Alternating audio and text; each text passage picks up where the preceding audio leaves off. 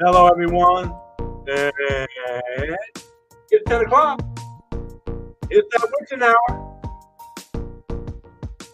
and it's time to, or time for, I should say, the master plan. I am JT, aka the Master, and like I said, this is the master plan. We're on YouTube exclusively. Hope you are enjoying your day so far. It's 10 o'clock, and I have my esteemed co-host, Mr. FSP. How you doing, my man? I'm well in yourself. I see you got matching colors to your background, looking professional. We have the same game chair, except you use yours for the show. I use mine for gaming. So that I noticed that. Okay. That's Anyway, that. let's go. Let's do this.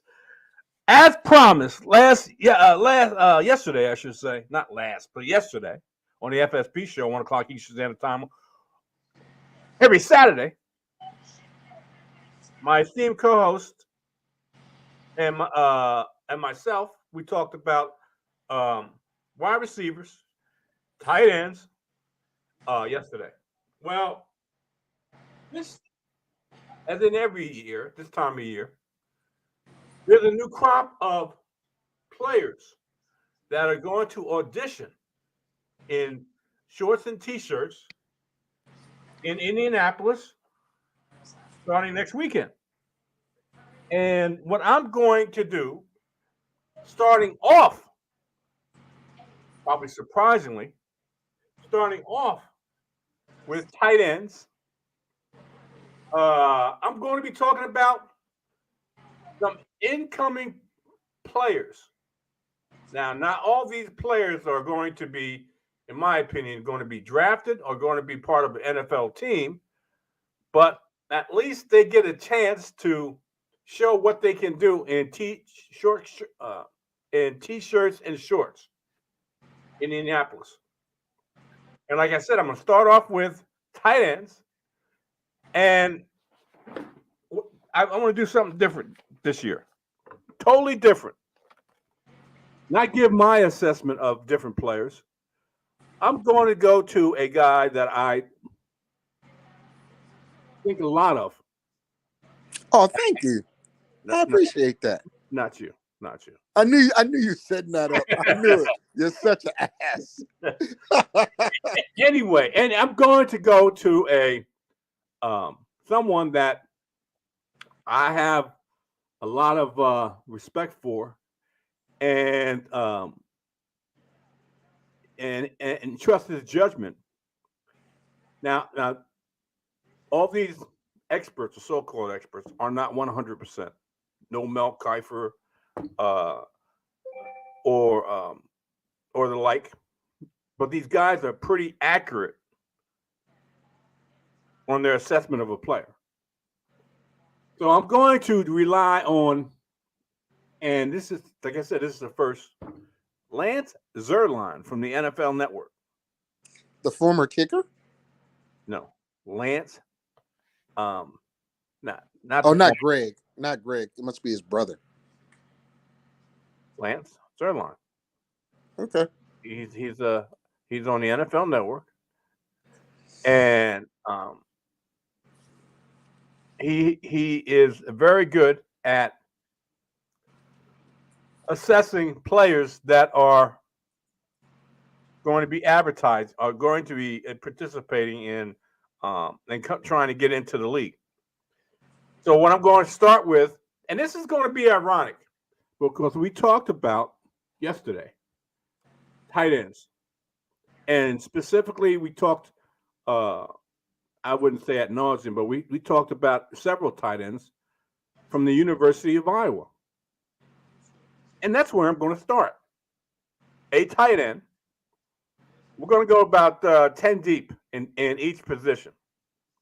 Tight ends, wide receivers, and running backs in that order. So I'm going to first start with a tight end.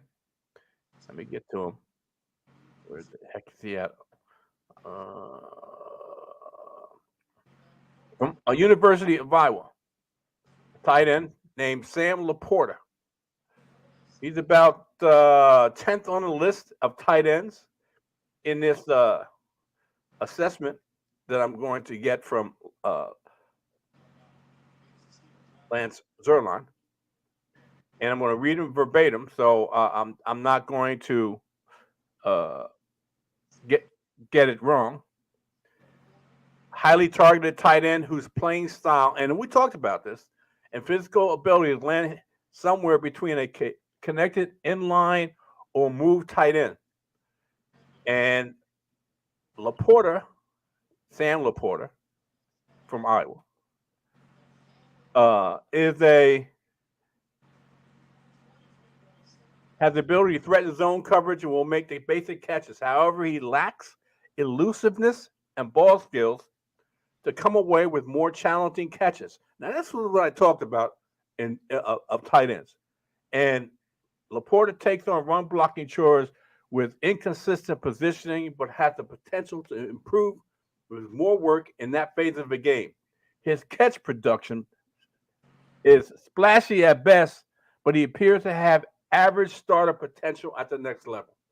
And that's what I was talking about. That's one of the things. And this is a guy from Iowa. Well, supposedly, and supposedly, tight end U that is inconsistent in the catching game, and has inconsistencies. I'll get that out in the blocking game.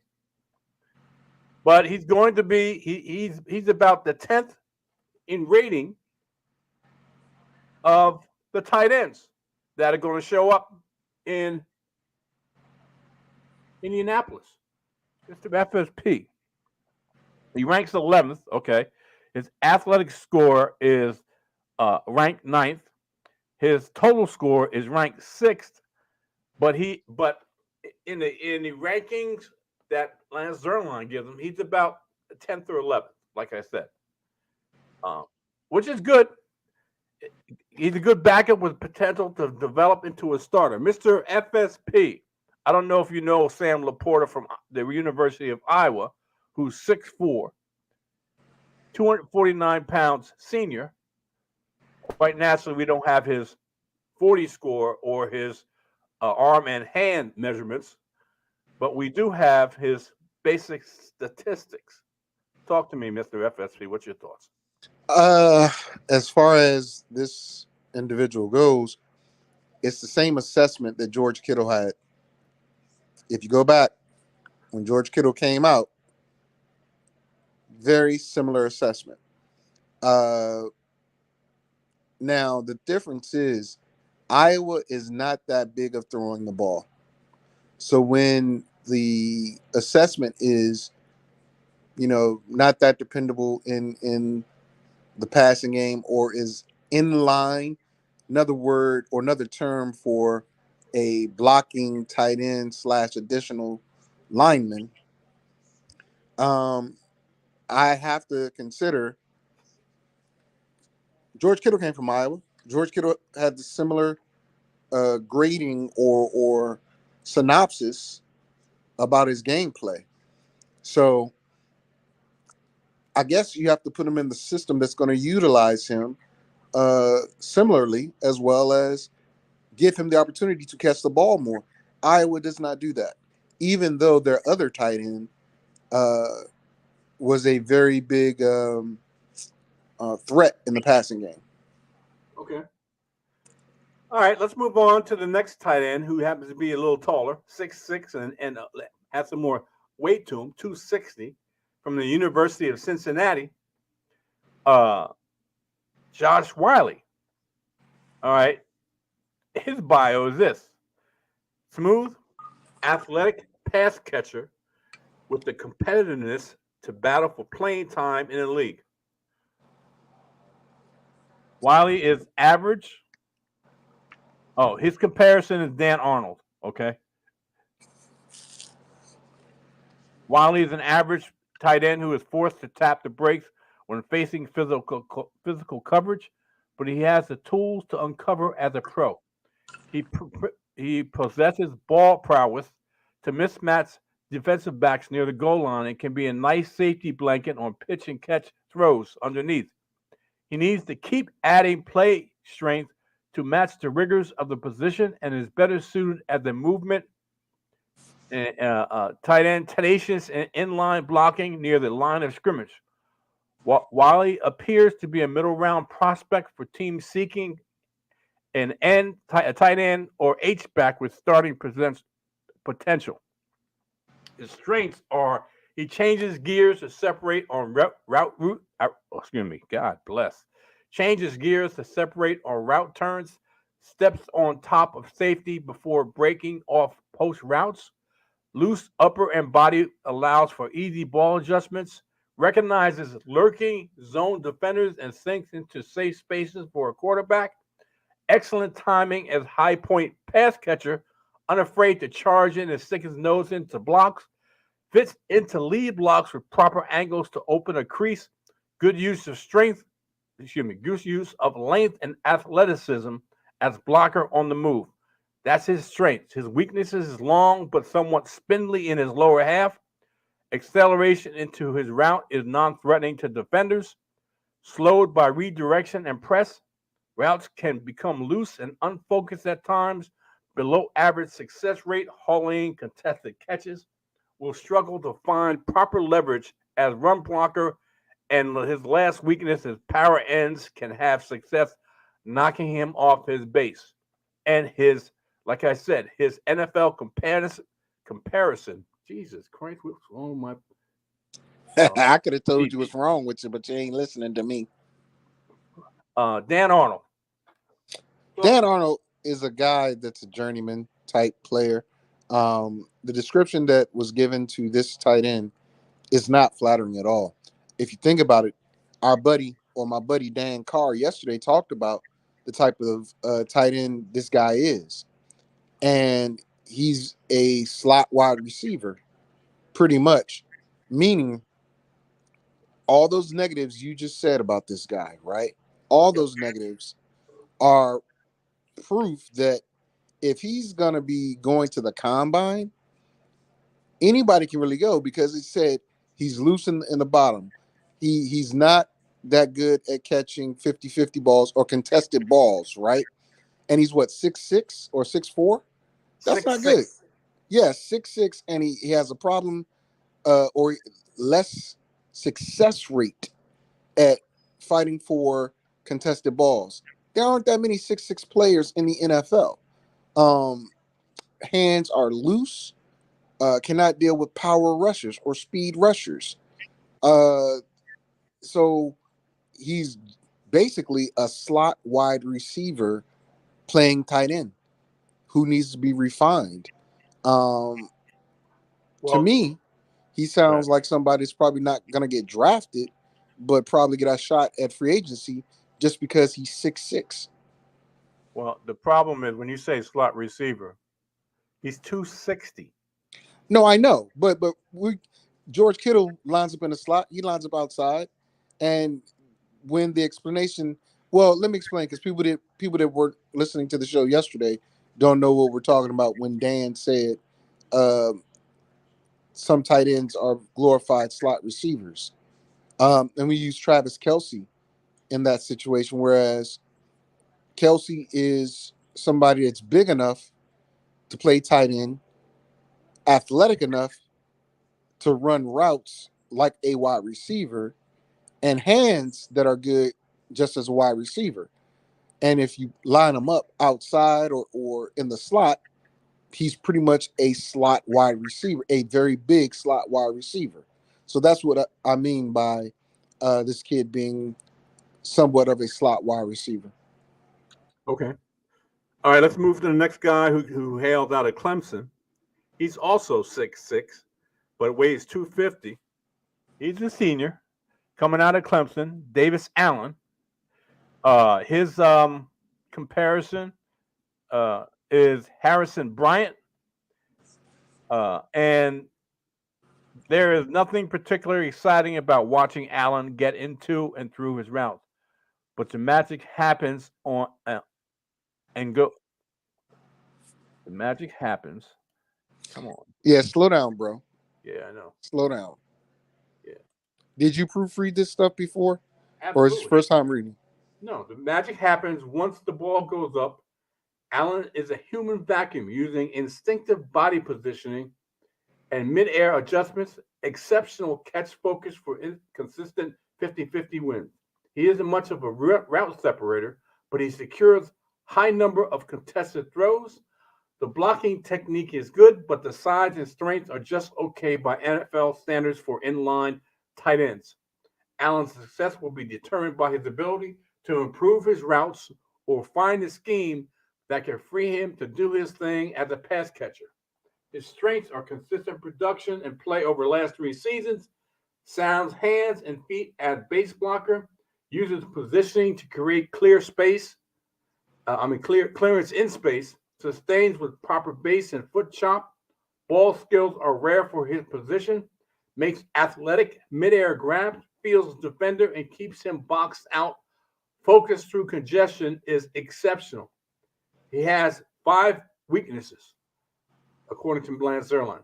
Lacks ideal mass near the point of attack, below average pop and pass as lead blocker, power plays across his steal block attempts, can use better hand fighting inside the route. Routes run at come on, Jerry. Routes run at monotonous pace, and like I said, his NFL comparison is Harrison Bryant. Talk to me, Mr. FSP. I don't have much to say. I don't know much about the kid. If you're telling me that the problem or his biggest problem is um, from pop to pass, meaning when they're doing play action, he's popping that tight end. I mean that tackle or that outside Right, linebacker right. and moving into his route quickly. So a lot of tight ends in the league don't even bother touching or getting impeded by. They just run right by Yep. uh, the person. So you can teach blocking. You can teach blocking. If he's not impressive, that's fine. He doesn't have to be impressive. He's not a top tier player. I don't think there are many tier tight ends this year. So I'm not I'm not going to tear him down or lift him up, especially when the synopsis of him isn't too bad. It's average. Okay. So let me move to the next guy who hails out of Penn State, who is a his name is Brenton Strange. He is 6'3", 247. This sounds like a Evan Ingram type of tight end. H back option with a compact frame and a nice blend of athleticism and toughness to fuel his game. Strange gets after it as a lead blocker in line or in space. Now, this is what Dan was talking about, a dual threat um, tight end. There are technique issues that need to be ironed out, but the demeanor and plate strength are where they need to be to succeed. While his catch production is pedestrian, he's athletic in his routes and is above average runner after the catch. In a draft filled with high quality tight end talent, Strange could fly under the radar as a future starter with the potential to operate as a hybrid 3 down talent. NFL comparison is Tyler Conklin, offers this is his strength, offers alignment, versatility with athleticism and toughness, skilling, willing and effective lead blocker, squares up linebackers with pop and sustain on the move, able to soften the outside edge as a blocking slot, speed and athleticism getting into his routes, acceleration into seam helps push past linebackers coverage, talented runner after the catch, and a very physical finisher. His weaknesses are inconsistent footwork, finding his blocking angles, which can be taught.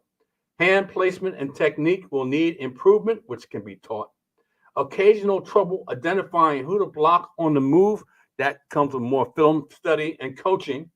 Focus drops pop up on his 2021 tape and turns drifts turns and drift routes into coverage underneath. Talk to me about Mr. Uh, Brenton Strange from Penn State. He reminds me of Chris Cooley. I know you're using current players, Yep, uh, or Zerline's using current players, but it reminds me of Chris Cooley. Chris Cooley was one of those guys that was an H back. I love Now, Chris Cooley. me too. Hmm. Um, the thing about Chris Cooley was he had the ability to line up and be a smash mouth type of tight end slash fullback, but also get out in space, catch the ball, and be productive.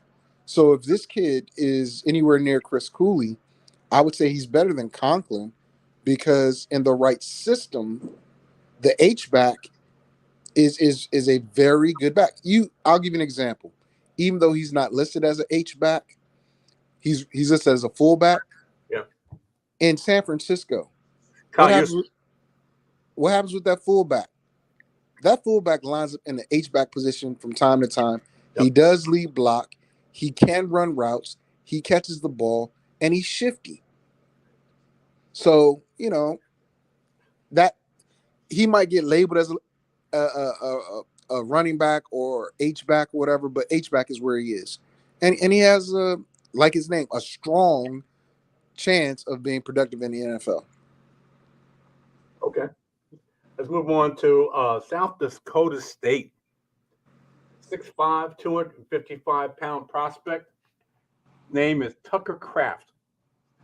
Is his this is pretty impressive. His NFL comparison is Pat Fryermuth, combination tight end with the projectable skill to handle uh, set to handle pass catching and run blocking duties at the next level. Currently, he's more effective blocker in space than in line, but that is correctable with better hand usage and proper angles of entry into his base blocks. Kraft provides formational versatility that will be appealing for teams that make heavy use of 12 personnel. For those who don't know what 12 personnel is, that's when two tight ends line up and a running back. Okay?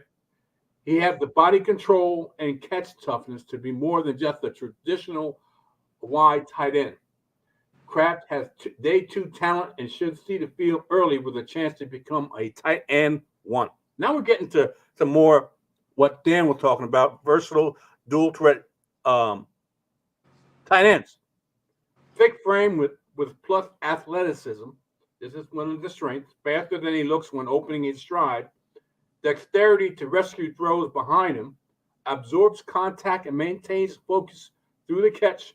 Transitions quickly from catch to run on short stop routes. Puts in the effort to sustain and drive the block. Easy adjustments in space to collect move blocks. Expects to put extra yardage in the books after the catch. He's only got a few weaknesses. Rolls into the top of the route.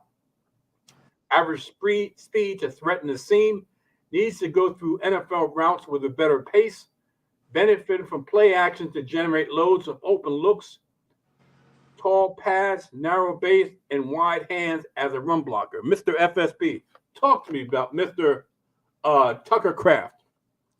So just to be clear, Dan called these players athletes, these types of players, and stated that this is the type of athlete slash tight end that the NFL will transition to over time because of the Travis Kelce's, because of the not Travis Kelsey, but Dallas Goddard, um, George Kittle, and players like that, because they are the ones that literally can.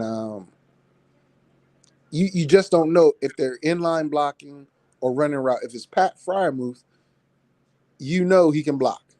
Yep. You know he can run out there and catch a pass. You also Yep. know he can, as you mentioned, this kid can block in space. Meaning, if he's flexed out in the slot or on the perimeter, he's going to be able to block that player. That's what the NFL is going towards, which Dan is saying at the position, because inline, your first couple of people that you mentioned, they were listed either inline or right. Right. The NFL is trying to move away from that. It will gradually happen, just like Dan was talking about. The NFL eventually said, "Okay, let's transition to the dual threat quarterback." Even though we can go back to Fran Tarkenton, we can go back to Sammy Baugh and Yeah. people like that Yeah. were dual threat, but Yeah. they were more unicorns than everyday occurrences. Right.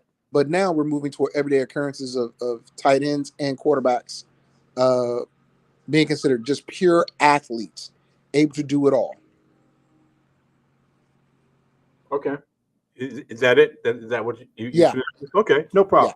Sorry All right, about let's that. move on to the next one. That would be the we're moving up the line. This is the sixth best rated tight end according to Dan Zerline. He hails out of Michigan. Uh, he is a 6'5", 250 pounds. Okay, Luke Schoonmaker. His comparison is not bad, not bad. Pretty versatile tight end in Dawson Knox. Versatile combination tight end capable of performing a variety of tasks in one, two, or three tight end sets. Schoonmaker steps foot on the field ready for action as a run blocker and does a nice job of competing in the entry and sustained phases of the block. He will need to add more muscle and play strength, but already has a feel for creating run lane angles with his footwork. He has the athletic talent to run a slightly expanded route tree, but he needs to do a better job of competing aggressively for catch space and meeting throws with extended hands. He could see action early, but might need a year or so before he works himself into a full tight end two role. His strengths are gets off the ball and into his routes with adequate quickness, fluid feet to get in and out of route breaks, sinks into soft spots of zones, allowing spacing from defenders, able to drop and dig out the low throws, displays the fortitude necessary for NFL run blocking, generates lift from high explosion into contact, keeps a wide base into and through his sustained blocks, impressive feel for hand resets as a base blocker. Small set of weaknesses, fails to impose his size on smaller defenders in coverage, waits on the throw rather than reaching to attack it, low rate of success when catching in a crowd, only able to take what is given after the catch, the low average radar and adjustments as lead blocker needs to add additional play strength. All of these weaknesses, in my opinion, are very coachable and can be taught. It's not like he doesn't have the ability. It just sounds like he needs to be taught the right technique in the NFL. Talk to me, Mr. FSP, about Luke Schoonmaker, 6'5", 250, with a comparison of Dawson Knox. So if you look at Dawson, Dawson is a very, very, very good player on a team that doesn't really need him to block as much. Dawson Knox is what you would say is a decent athlete uh, that can be used to run block more so than receive, but given the opportunity, his radius of catching is big. Now he's not shaking anybody or losing the defender. More so, uh, he's just going to body him, play basketball and body him. So if the kid is being compared to that type of player, I'd say he's probably a fourth round pick uh, with the ability, as you said, Jerry, to be taught how to maneuver and do these things and fight for contested balls better. I mean, what you're saying about him, that the synopsis is, I mean, it makes sense. It makes sense. As I said, I don't think that's a big crop of highly talented tight ends this year, but Okay. you never know. You might find a couple diamonds out of there, and he Okay. might be one of them. Okay. This other one is a big boy, and he's a big boy from the college football champions. 6'7", 270 Yeah, I've seen this kid. at a University of Georgia. His name is Darnell. His last name is Washington. His comparison, and you may, Gronk, huh? Gronk is what I heard. Well, the comparison that Zerline gives is Darren Fells. Hell no. Okay, well, like I said, like I was just about to say that you may fight Zerline on this one, but that's the comparison he gives Darren Fells. Enlightened tight end with rare size and power at the point of attack to help soften defensive edges up front. Despite sloppy overall technique, Washington can be effective at moving defenders when he's centered on his block. He must improve his footwork and hand usage, as NFL defenders will slip away from his clutching more easily if he's unsound. He plows into his routes but catches with above average focus and can be a handful to bring down. Washington could become a dominant run blocker with better technique, which makes me wonder if a team might give him a look at offensive tackle at some point in his career. Man. His strength, this is what his strengths are: massive frame and shredded physique, mismatches linebackers at the point of attack, pure power to torque and displace defender, creates considerable advantage near goal line, size requires careful coverage consideration, able to adjust to an off-target throws and catch in congestion. His weaknesses: footwork into block fits need works. Get into blocks with wide hands, waist bender and head ducker at point of attack, angles to second level lack of accuracy, stiff need, limiting speed to attack seam, unable to sink and break off routes underneath. Mr. FSP, is that a fair assessment since you said you've seen this guy of Darnell Washington from the University of Georgia? I think he's one of the top tight ends coming out. It's a fair assessment. However, I will say this: um, that technique is technique that can be coached. Okay. The kid is a load. The kid is a big target. Literally, he lumbers down the field. Yes, he does. But you cannot body him. You can't. Uh, the thing that I did notice about him in a couple of games that I did watch of Georgia, Bennett will put it in places that he should be able to catch. And sometimes he would, and sometimes it looked like he was worried about the hit. Uh, his blocking is not stellar, but can become stellar if given the right coach. But I compare him to Gronk: size, speed, and route running. And Gronk does not run the best routes, but Gronk gets open, and with the coaching of Tom Brady, was able to be put in positions to succeed. And I think this kid, Washington, whoever gets him, let me put it this way: whoever gets him, they're going to worry more about his pass catching ability and red zone targets than his inline blocking. They're going to work on the inline blocking for sure, because he is the size of a guy that could be an offensive tackle, but it would be a shame to make him an offensive tackle when he has so much ability and uh, such a size matchup threat for somebody's offense. Okay. All right. Let's move on to the next one. Uh, he hails out of the University of Utah, and this is one of the top three in Lance Zerline's rankings. 6'4", 240.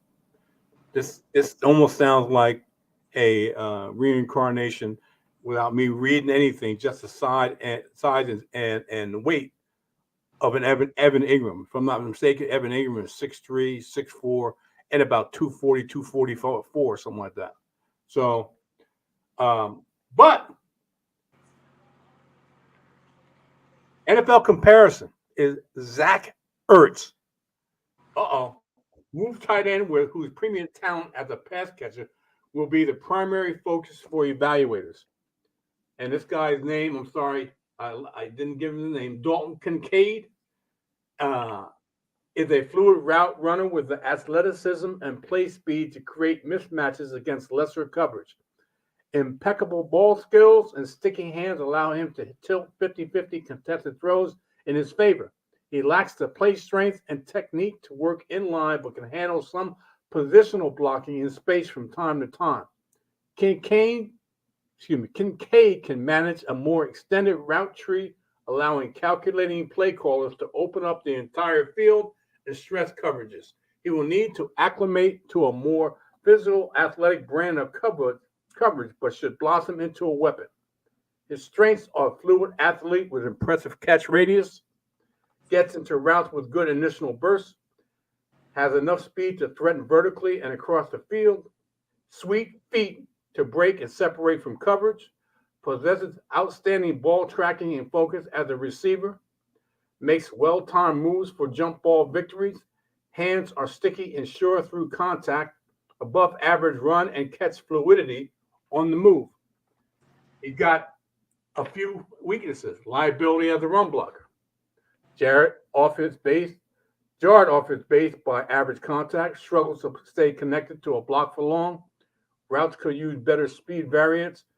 Physical defenders are able to slow his routes. Talk to me about Dalton Kincaid from Utah. Dalton simply needs to get in the weight room. That's the bottom line. I'll tell you right now. I like Kincaid. Uh, if you looked at Utah's games, right? Utah beat down US. Well, they didn't beat down. They beat USC in the Rose Bowl, right? This kid was one of the major reasons why. And USC could move the ball and score. But Kincaid is one of those guys that he's gonna be your Travis Kelsey replacement. But get him in the weight room and teach him a little bit more about inline blocking. But he is definitely a athlete just playing the role of tight end. Okay. According to Lance Zierlein, the second best tight end in this class is straight out of a horror movie. Straight out of a horror movie.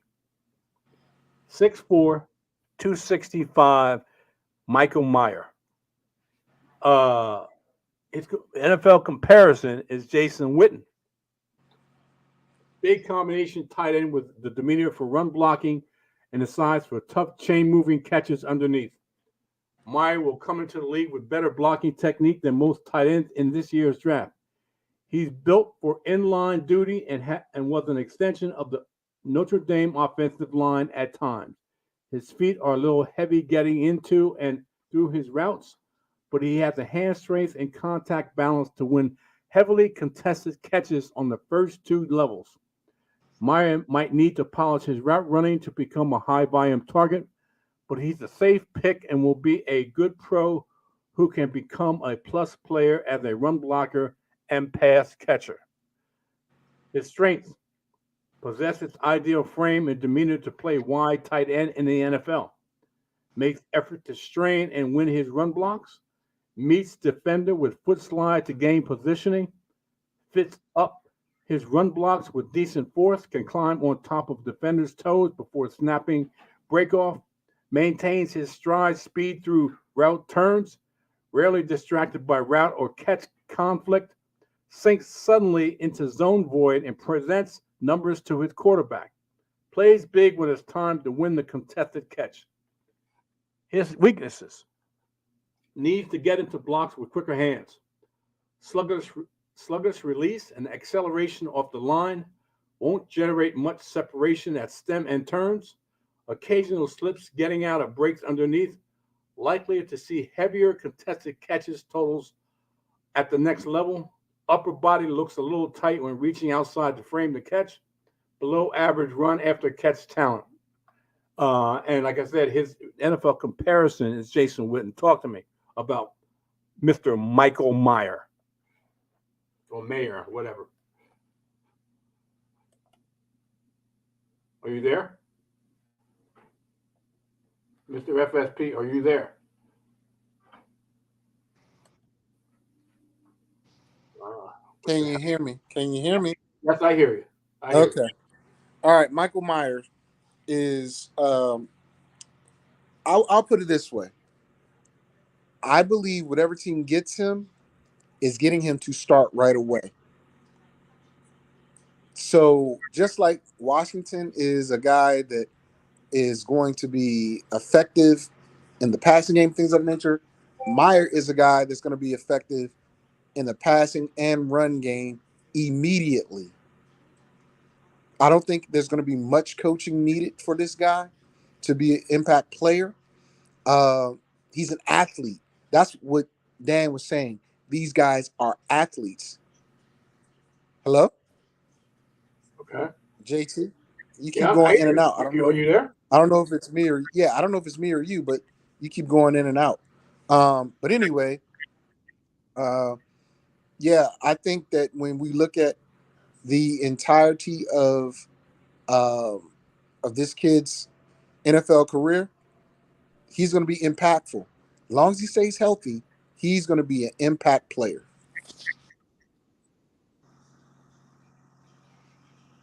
Okay.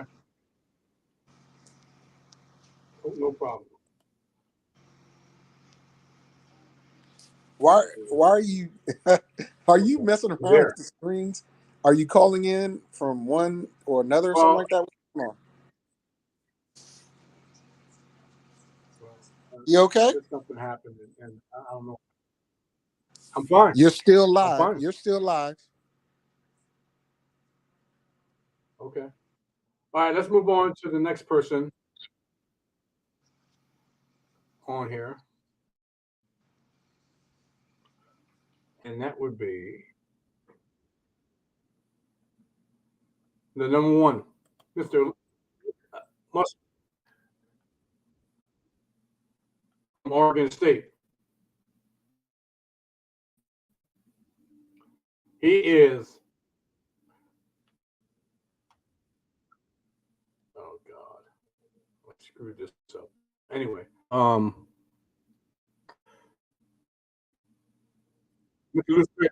Luke Grave from Oregon State, 655. His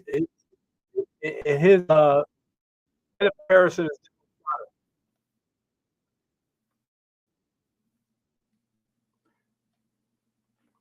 and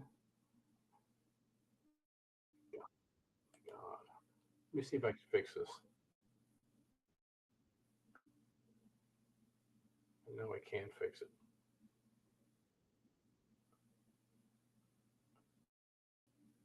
Um, are you there, Miss FSP? You're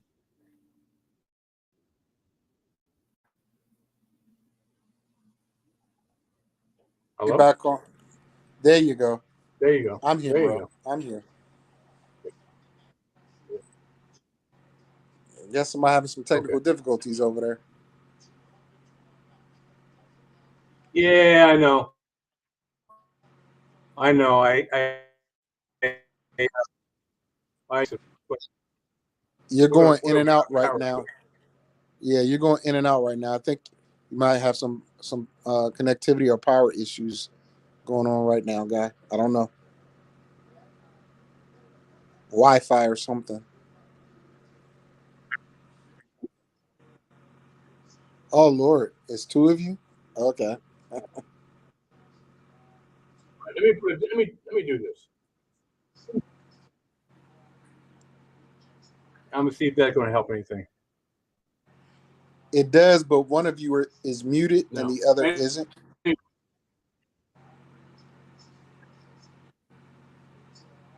Yes, I muted one of them.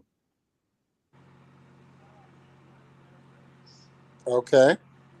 Yes. Uh, Half Yeah, you're having upgrade, who's problems, six bro. two Just fifty just keep five, talking. and his elephant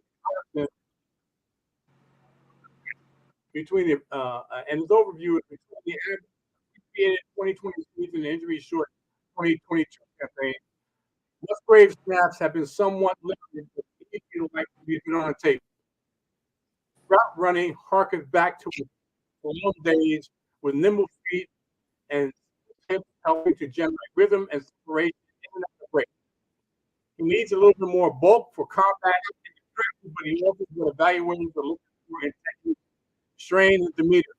Musgrave has starter potential, which should gain a slot on draft boards from the team looking to add versatility to the skull personnel, which is too tight and attacking.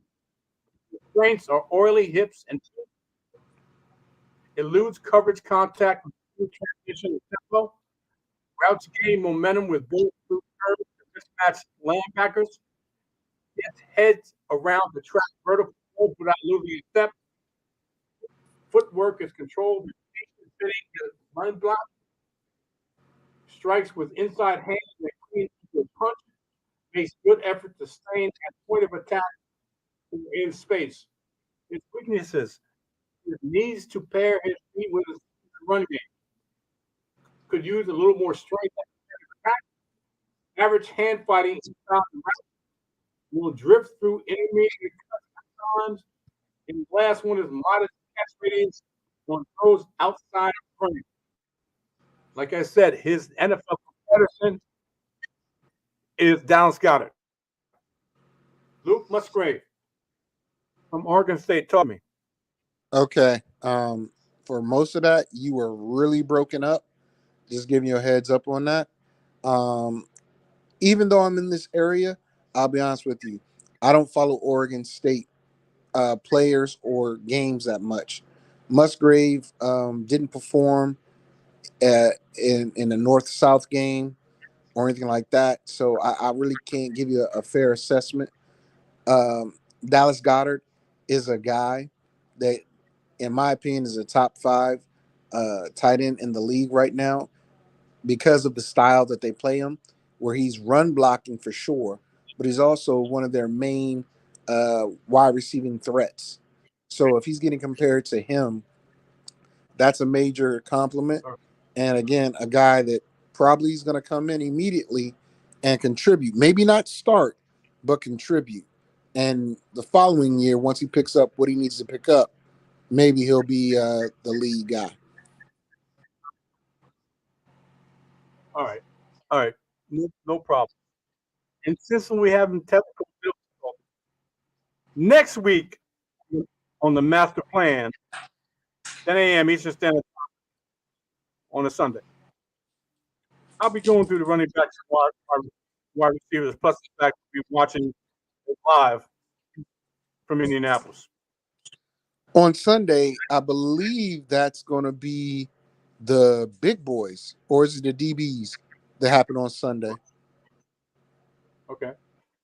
I'm asking. So Do you know? yeah, it's going to be a probably 2 hour show. Because then I'll have a better assessment of running backs and wide receivers and pass catchers, including tight ends. And we can also talk about what's taking place on Sunday. So it's going to be an extended show, not an hour show like in the past. All right. All right, old So man. tune in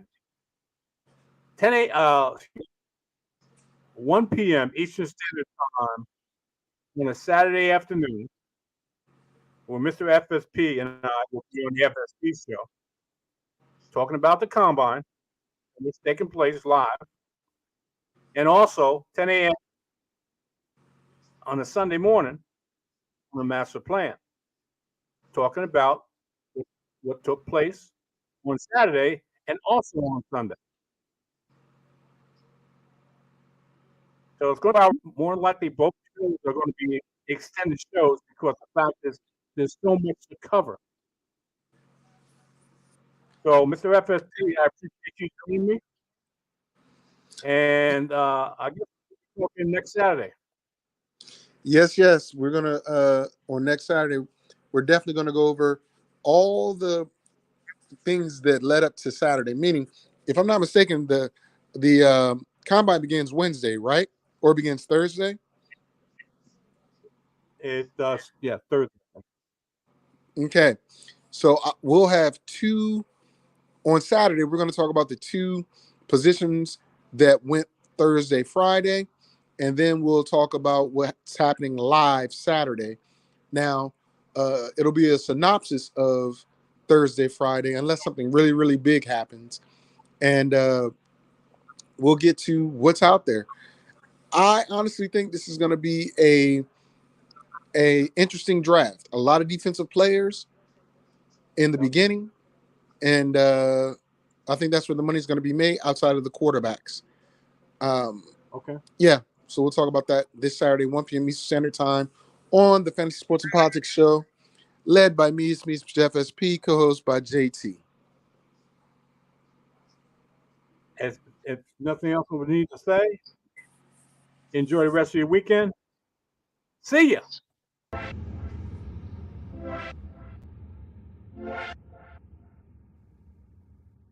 Come on.